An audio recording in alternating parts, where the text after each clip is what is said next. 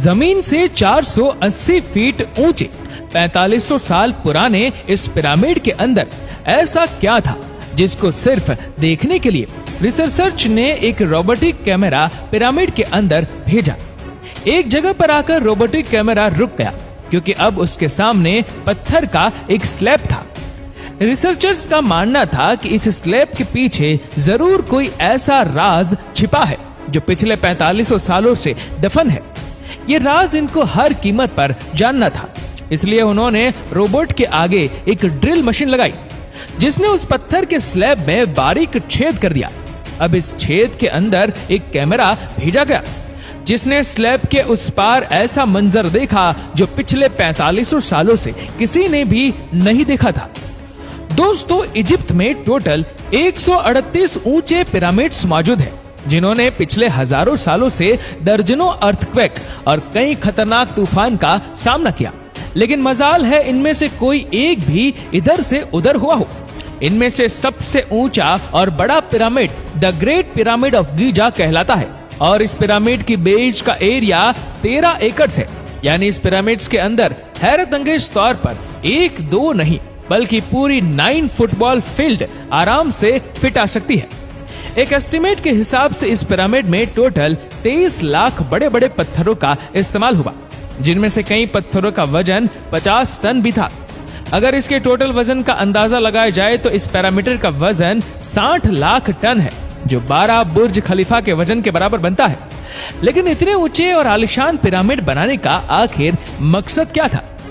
हजारों साल पहले जब इंसान के पास कोई टूल्स भी मौजूद नहीं थे, तब इन पिरामिड की दीवारों को कैसे इंच बाय इंच लेवल किया गया? कैसे 50 टन वजनी पत्थरों को स्क्वायर शेप में काटकर बगैर क्रेन के ही 480 फीट ऊंचाई तक पहुंचाया गया? और इनको बनाने में ऐसे कौन से इंजीनियर्स का हाथ था जिन्होंने इन पिरामिड्स को अर्थक्वेक प्रूफ के साथ साथ इनकी तमाम साइड को एग्जैक्टली 51.5 डिग्री के एंगल पर सेट किया? ये सब आप जान सकेंगे आज की इस वीडियो में, तो आइए शुरू करते हैं। Challenge number 1। कई सदियों से मुख्तलिफ रिसर्च टीम इस पिरामिड्स कंस्ट्रक्शन टेक्निक जानने के लिए सिर पकड़कर बैठी थी कि आखिर इस पिरामिड की हर side exactly north, south, east और वेस्ट पर बगैर कंपास के कैसे सेट की गई होगी। कई एक्सपर्ट्स का मानना है कि उस टाइम के आर्किटेक्ट ने सबसे पहले ऐसी जमीन तलाश की होगी जो लाखों टन वजनी पत्थरों का वजन झेल सके, जिसके बाद ना कोई कंपास और ना ही कोई ऑप्टिकल इंस्ट्रूमेंट। सिर्फ इस बेसिक टेक्निक से हजारों साल पहले इस पिरामिड की डायरेक्शन सेट की गई होगी, और वह भी 0 एरर्स के साथ। Challenge number 2। अगला चैलेंज था जमीन को लेवल करने का। जिस 13 एकड़ की जमीन पर इस पिरामिड को बनना था, उसका लेवल थोड़ा सा भी आउट होता तो 23 लाख पत्थरों के इस पहाड़ का खड़ा होना बिल्कुल भी मुमकिन नहीं था। अब इस जमीन को लेवल करने के लिए उस टाइम के इंजीनियर के पास ना ही लेजर लेवलर था और ना ही पवन लेवलर।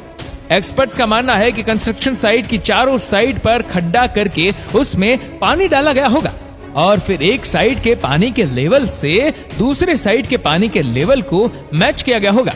जो जमीन का हिस्सा पानी के लेवल से मैच नहीं कर रहा होगा, उसको छेनी और हथौड़ी की मदद से काट कर लेवल किया गया होगा। कई एक्सपर्ट्स का मानना है कि एंशिएंट इजिप्शियंस ने इस सिंपल टूल का भी इस्तेमाल किया होगा, जिसकी दोनों साइड पर लकड़ियां और उसके ठीक सेंटर पर एक रस्सी से पत्थर बंधा हुआ है। अगर पत्थर जमीन से टच हो गया और उसकी रस्सी ठीक सेंटर लाइन पर आ रही होगी, तो इसका मतलब है कि बीच की जमीन परफेक्टली लेवल है। Challenge number 3। अब पिरामिड कंस्ट्रक्शन साइट पर डायरेक्शंस भी सेट थी, मार्किंग भी हो चुकी थी और जमीन का लेवल भी सेट था। अब बारी थी कंस्ट्रक्शन स्टार्ट करने की, जिसके लिए लाखों टन वजनी और बड़े पत्थर रिक्वायर्ड थे। लेकिन ये पत्थर काटने के लिए ना ही उनके पास ग्राइंडर थे और ना ही जैक हैमर। लेकिन फिर भी उन्होंने 50 टन वजनी पत्थर काटे भी और उनको स्क्वायर या रेक्टेंगल शेप भी दिया। लेकिन आखिर किसकी मदद से? जी हाँ, यही वह सिर्फ एक टूल था जिसकी मदद से पत्थरों को काटा गया। एक्सपर्ट्स का मानना है कि पिरामिड्स की कंस्ट्रक्शन पर इस्तेमाल होने वाली छेनी सिर्फ कॉपर से ही नहीं बनी थी, क्योंकि उनको भी ये बात मालूम थी कि कॉपर नरम होता है और पत्थर नहीं काट सकता, इसलिए इसमें एक केमिकल आर्सेनिक भी शामिल किया गया था। कॉपर और आर्सेनिक से बनाई जाने वाली ये छेनी लकड़ियों के हथौड़ों से पत्थरों पर ठोकी जाती थी और कई घंटों की मेहनत के बाद बड़े बड़े पत्थर शेप में लाई जाती थी। Challenge number 4। अब ये खास किस्म का पत्थर जिसको आज लाइमस्टोन कहा जाता है, उसकी कटाई पिरामिड कंस्ट्रक्शन साइट गीजा से 250 किलोमीटर दूर टोरा के शहर में हो रही थी। अब मसला था इस पत्थर को गीजा तक ट्रांसपोर्ट करने का। हर एक पत्थर 50 टन यानी 50,000 केजी के बराबर था, जो तकरीबन 3 पैसेंजर बस के वजन के बराबर बनता है। और ऐसे 23 लाख पत्थर सिर्फ एक पिरामिड में इस्तेमाल होते थे। इतना ज्यादा वजन ट्रांसपोर्ट करने के लिए ना ही उस दौर में कोई जानवर काम आ सकता था और ना ही उनके पास ट्रक मौजूद थे।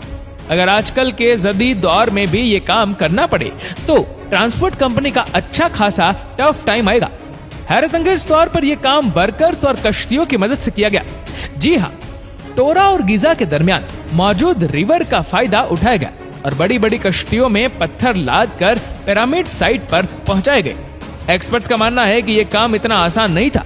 शिफ्ट में इतने बड़े पत्थर की लोडिंग और अनलोडिंग में कम से कम भी 500 मजदूरों की आर्मी एक ही वक्त में लगाई गई होंगी। Challenge number 5। जो एक्सपर्ट की टीम पिरामिड के कंस्ट्रक्शन पर रिसर्च कर रही थी, उनको अब अपने कई सवालों के जवाब मिल चुके थे, लेकिन एक बात उनको हर वक्त सता रही थी कि लाइमस्टोन कट भी गए, ट्रांसपोर्ट भी हो गए और कंस्ट्रक्शन के दौरान एक के ऊपर एक लगना भी शुरू हो गए। लेकिन मसला ये था कि पत्थर इतनी ऊंचाई तक आखिर पहुंचाए कैसे गए होंगे। कई एक्सपर्ट्स का मानना है कि पिरामिड के कंस्ट्रक्शन से पहले ही ये प्लान कर लिया गया था। या तो ये स्पाइरल ट्रैक के जरिए ऊपर गए होंगे या फिर जिगजैग तरीके से।